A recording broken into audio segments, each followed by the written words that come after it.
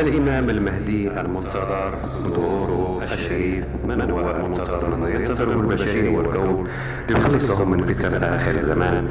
المهدي المنتظر سيهديه الله سبحانه وتعالى وسيصلحه في ليلة، وتنتظره البشرية لكي يخلصهم.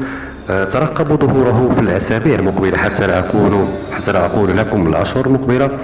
ومن يكذب بالإمام المهدي فكأنما يكذب الله سبحانه وتعالى والرسل والأنبياء والمرسلين، لأنه المهدي هو خامس حكام الأرض كما قال رسول الله صلى الله عليه وسلم: لو لم يبقى من الدنيا إلا يوم تطور الله ذلك اليوم حتى يخرج رجل من عترتي اسمه يواطئ اسمي، يملأ الأرض عدلا وقسطا كما ملأت ظلما وجورا.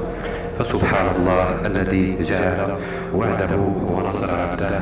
المهدي هو النصر الحق، قوة الله. والسلام عليكم ورحمة الله تعالى وبركاته.